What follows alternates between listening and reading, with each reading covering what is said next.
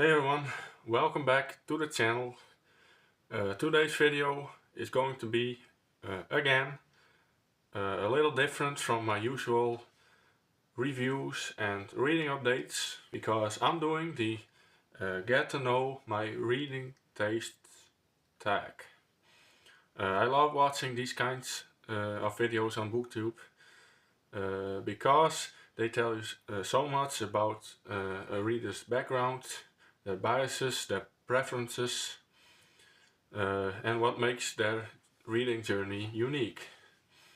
And since this channel has grown a little bit this year, I thought it was a great time to sit down, talk about how I approach reading, reviewing and choosing books.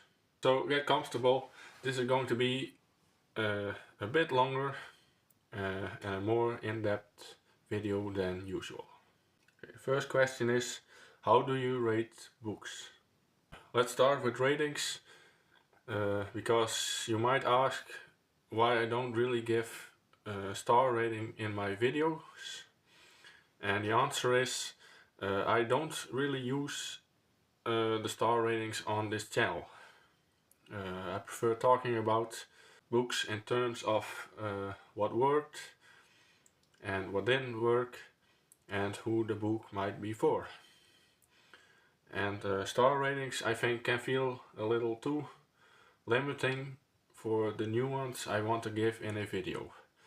But I do use star ratings on Goodreads.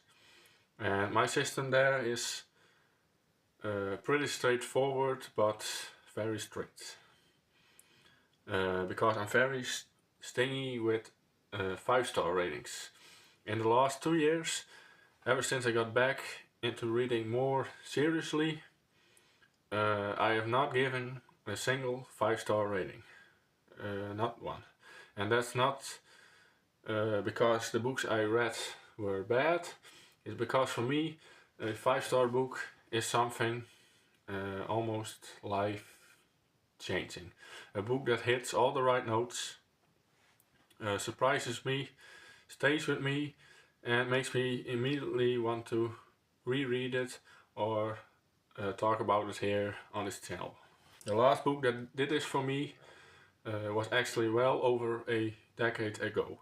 And some people might think that means I don't enjoy books, but of course that's not true at all.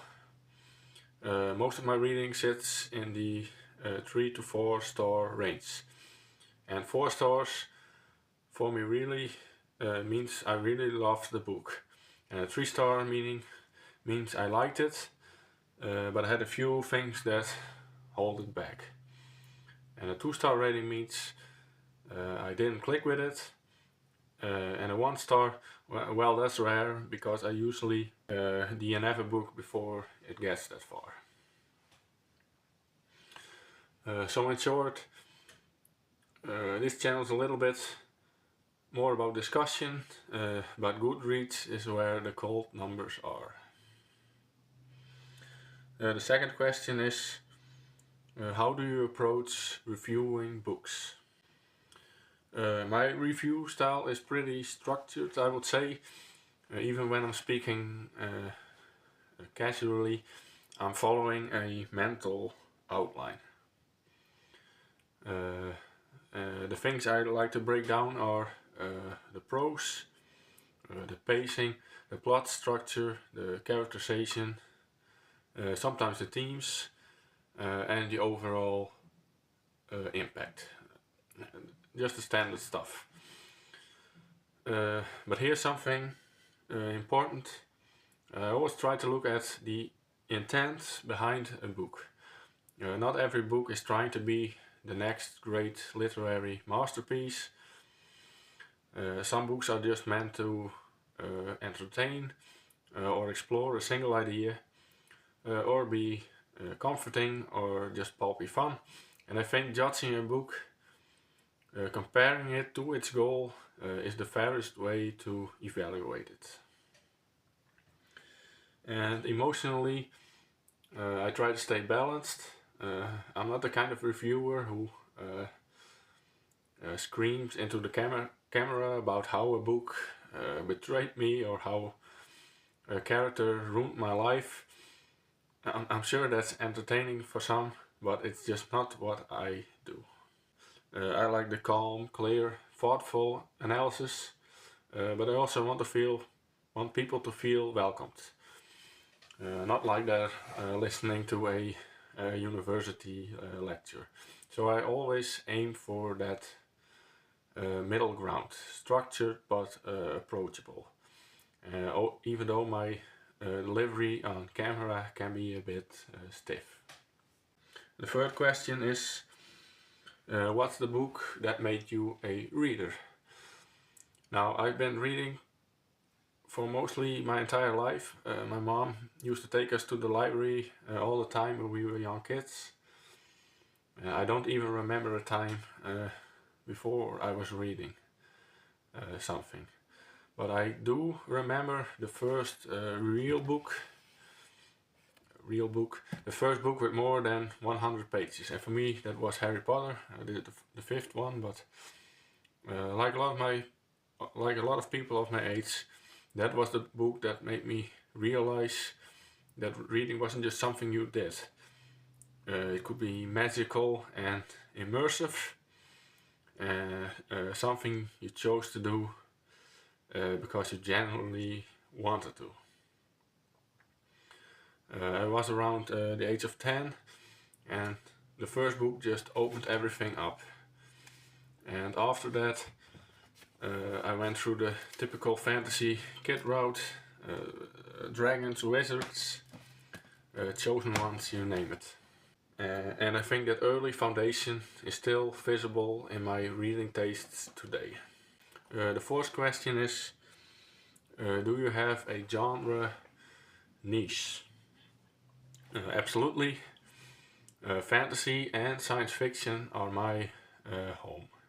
When I was younger, it was mostly fantasy, and like many others, I stopped reading at some point and started doing other hobbies, like video games.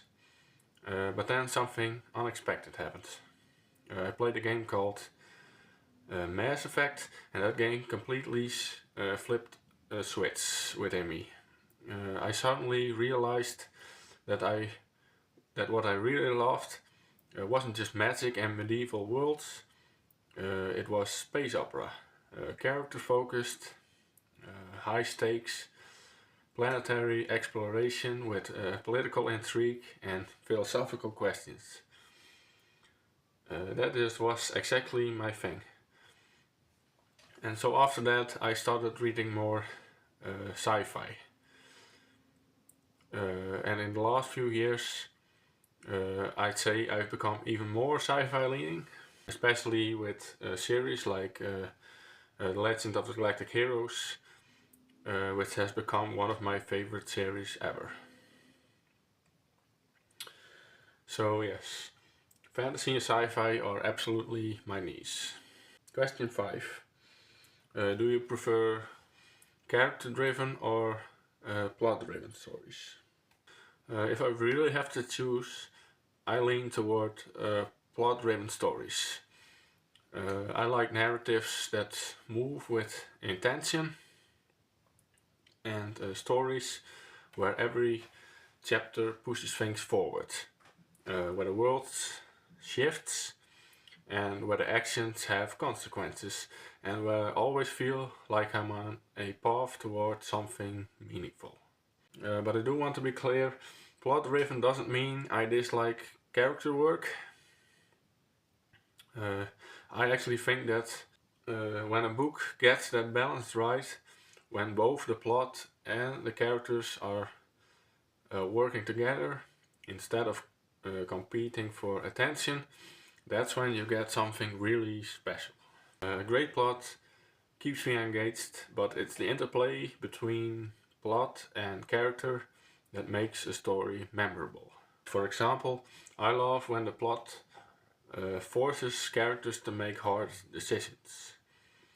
When their choices shape the direction of the story, and the story in turn shapes the characters. And that's the kind of reading experience that sticks with me. I sometimes struggle with books that are purely character driven, especially the ones where the entire story is just basically characters just wandering through their emotions or their lives without much happening externally.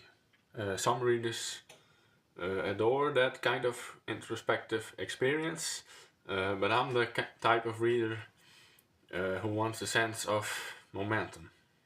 I want a beginning, a middle, and an end, not just a feeling. But also on the flip side, a purely plot-driven book with cardboard characters also doesn't work for me. I don't want to follow a story where nobody feels real, or where the characters only exist to deliver exposition or move the plot from point A to point B. If you give me a fast-paced plot, but the characters all feel like they were generated by a video game, I'm checking out pretty quickly. So when I say plot driven, what I really mean is I want direction. I want to feel like the author knows exactly where the story is going. And I want characters who react, change, or crumble under that pressure. And that's why I enjoy such series like Legend of the Galactic Heroes, or books like Rendezvous with Rama. The plot is the backbone, but the characters add the weight and the emotion that brings it to life. To put it simply, if nothing happens, I get bored. But if everything happens but nobody cares, I also get bored. But if a story has forward motion and characters who grow through that motion, that's my sweet spot. And when a book can give me that, that's when I know it's something special. Anyway, sixth question. What's a book you love so much that you don't care if others don't like it? For me, that book is Rendezvous with Rama. It's my favorite sci-fi novel of all time, and it's one of those stories that hits a very specific part of my imagination.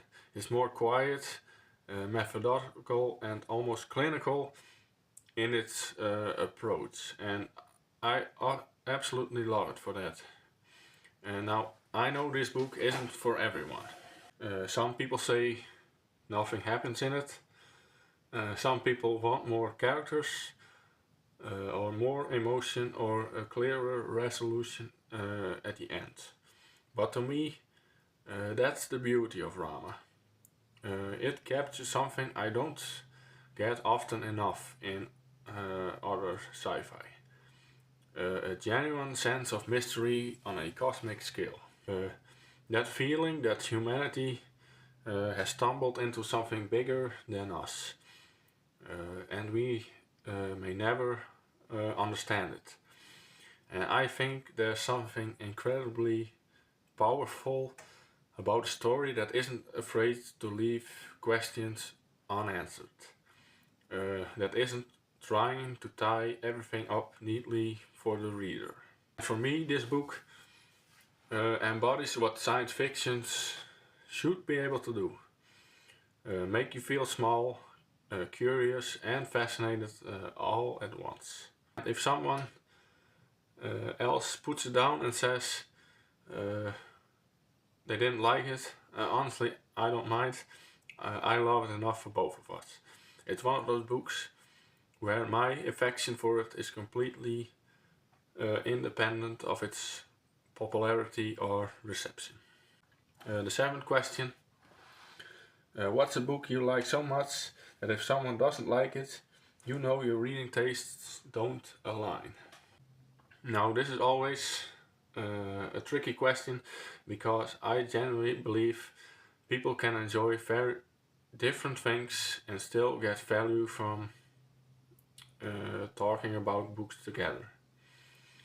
Reading is something very personal and taste can vary wildly.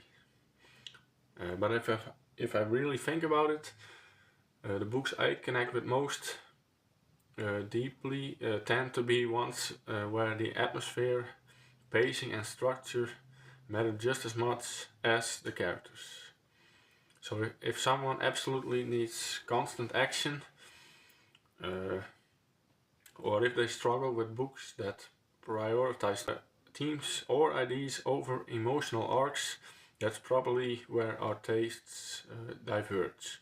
So, for example, the same example, if someone reads something like Rendezvous with Drama, or say the Foundation series, and says nothing happened, this was too slow, that's usually a sign that we're just looking for different experiences in reading.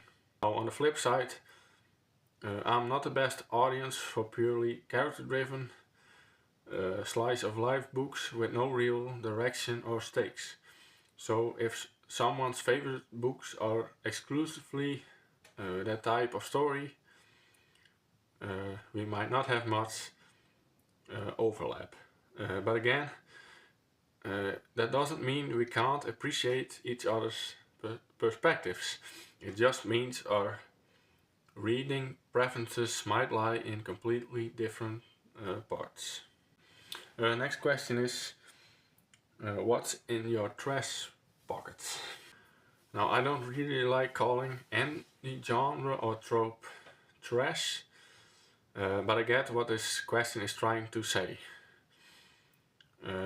Something that might be seen as cliche, predictable, or outdated, that you still love. And for me, that's absolutely classic fantasy tropes.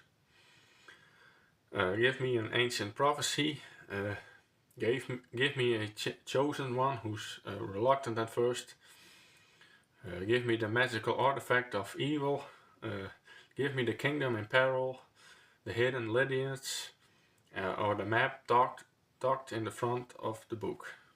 There's just something incredibly comforting about classic fantasy.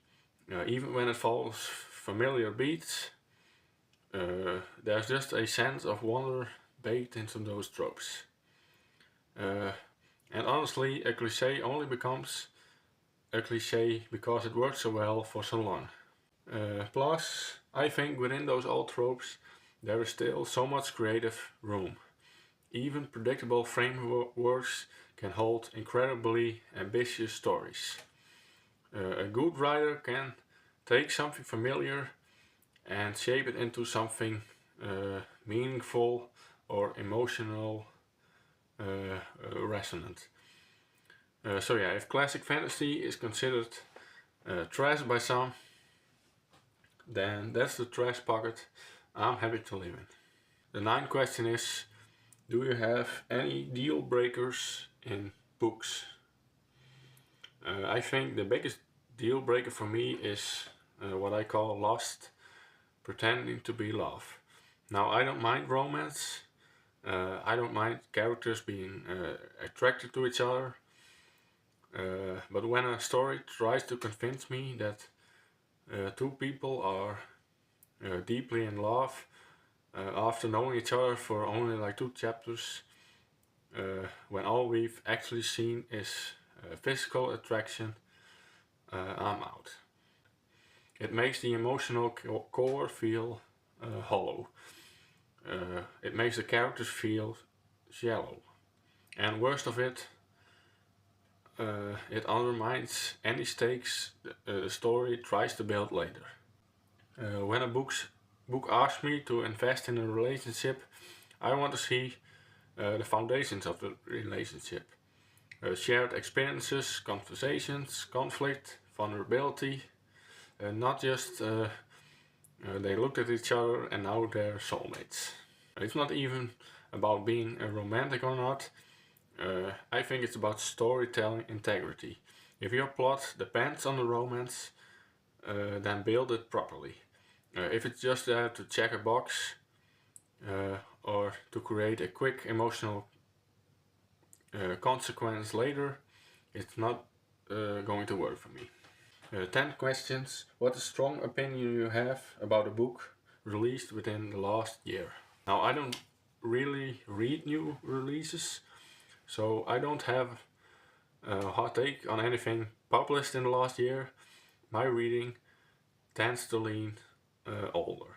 Older sci-fi, older fantasy, classics, foundational series, and books that have already have time to prove themselves.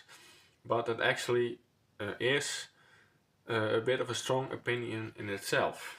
I think not every book needs to be read as soon as it comes out. I think there's a lot of pressure in the booktube world to stay current, to chase hype, to be part of the conversation the moment a book drops. And that's great for people who love doing it, but I don't think it's mandatory. I think there's something really valuable in discovering older books without any hype surrounding them. Reading something because you want to, not because everyone else is talking about it. Books don't expire after a year. So my recent release opinion is basically it's okay to not keep up. It's okay to read what calls to you. I think that's how you end up discovering books you truly love. 11th question. What do you look for in writing? So for a book to stand out to me, it needs to have prose that feel effortless. Writing that is clear, confident, and beautiful without drawing attention to itself.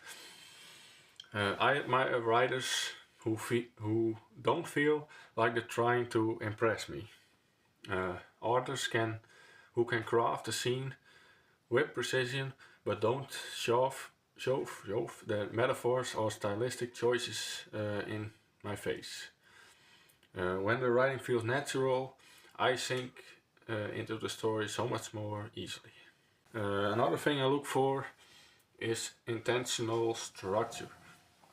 Books where the pacing feels carefully planned, where the reveals come at the right time, where narrative threads weave together in a way that feels thoughtful. It doesn't have to be complicated, it just has to feel like the author knows where the story is going. And finally, voice matters to me. A writer with a clear voice, whether simple or elaborate, always stands out. Something a book doesn't need. Sometimes a book doesn't even need a grand plot. If the voice is strong enough, it carries everything. When prose, structure, and voice all work together, that's when a book becomes memorable for me. Question 12. How do you decide what to read next? Now, I've talked about this for a few times on this channel now, but my reading system is pretty simple. I read a publication order. I don't have a physical TBR pile. I don't really mood read.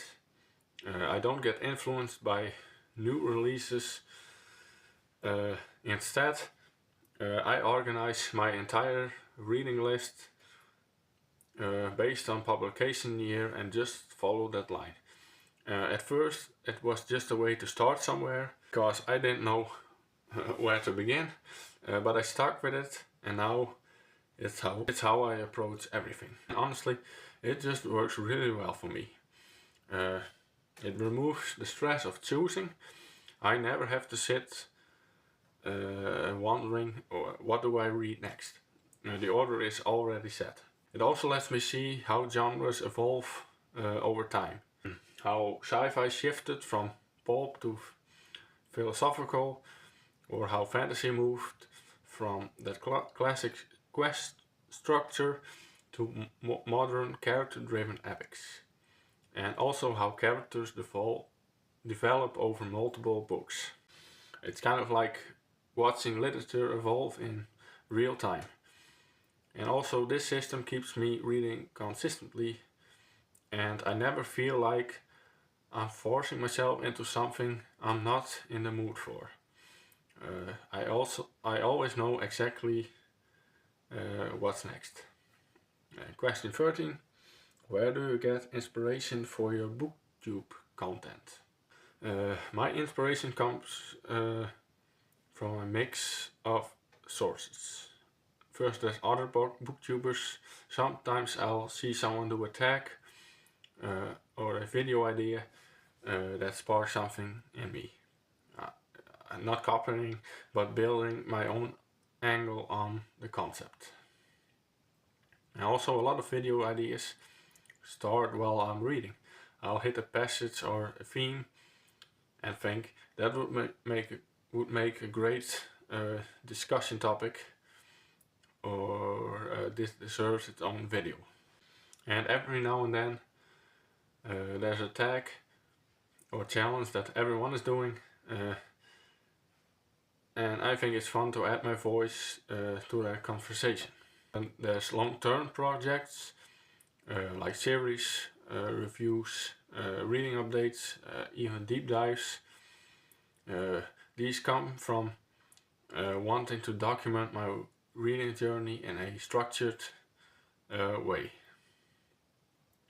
What matters most to me is that any video I make feels like something I want to talk about, not something I feel obligated to do for the algorithm. And question 14. If you could make any book go viral right now, what would it be? Now, I think this is an easy one. For me, that's The Legend of the Galactic Heroes, the whole series. This series deserves much more attention than it gets. I think it's one of the most ambitious space opera stories ever written. Full of political philosophy, character conflict, military structure, and huge ideological questions. But what surprises a lot of people is how emotional it actually is. For a story about galactic war, it actually spends a lot of time exploring the lives, motivations, flaws, and tragedies of the people caught inside it. So if there's one series I could push into the mainstream, something I could generally change how people view sci-fi, I think it would be this one. And I'd love for more people to talk about it and to experience it and to bring it into the bigger sci-fi conversation. That's the Get to Know My Reading Tastes tag. Thanks for sticking around for this longer and a little bit more personal video. If you enjoyed this and want more textile content, let me know in the comments. And if you want to do this tag yourself, feel free to do it. I'd love to hear your reading tastes too. And as always, thanks for watching, and I hope to see you again in the next video.